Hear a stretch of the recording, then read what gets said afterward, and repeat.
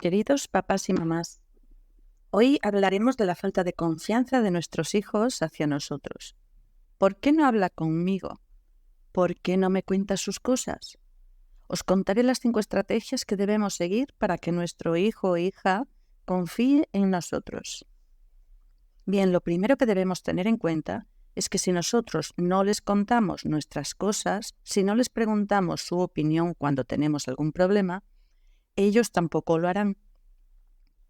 Supongo que os habrá pasado alguna vez de estar hablando los papás de un tema importante familiar y de repente nuestro hijo intenta meterse en la conversación y los papás le mandamos callar y le decimos que no se meta en la conversación de los mayores, ¿verdad?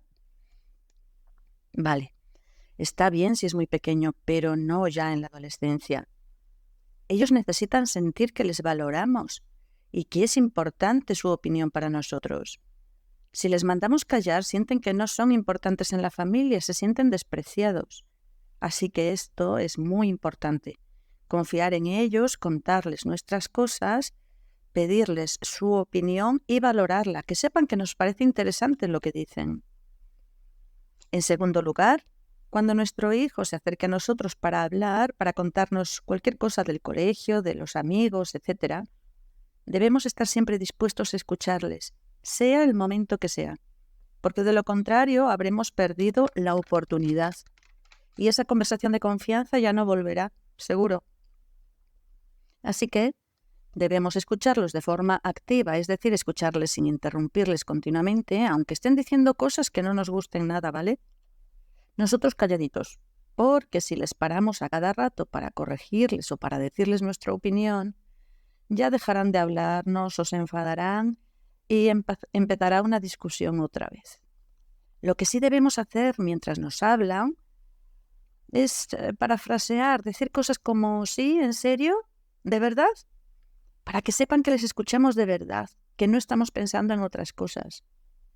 Y al final hacerles ver que entendemos su situación, su problema o su punto de vista. En tercer lugar, no debemos juzgarlos continuamente, ni tampoco dar un montón de consejos que no nos han pedido. Dejémosles hablar lo que quieran, y si al final nos piden nuestra opinión, por supuesto debemos dársela y darles un consejo, pero si no nos lo piden, en todo caso podemos preguntarles con mucho cariño, ¿vale? Por ejemplo, cielo, ¿puedo darte mi opinión? Si les hablamos con cariño, sobre todo cuando están agobiados por algún problema, se abren más a nosotros y nos dejarán opinar, entrar en su mundo interior. Pero por favor, que el consejo o nuestra opinión no se convierta en un sermón, ¿vale? Que sea claro y conciso, lo más corto posible. No nos empecemos a enrollar mucho porque entonces se desconectarán y ya no nos escucharán. Estarán pensando lo pesados que son sus padres. Esto les quita las ganas de contarnos sus cosas, claro. En cuarto lugar, este punto es muy importante. Es un error que cometemos los padres muchas veces sin darnos cuenta, claro. Y es que solo nos dirigimos a ellos para sermonearles, es decir, que solo les hablamos para corregirles o juzgarles. Por ejemplo, que si te dejas las deportivas tiradas por cualquier lado, que si dejas la mochila en el salón tirada, cosas así.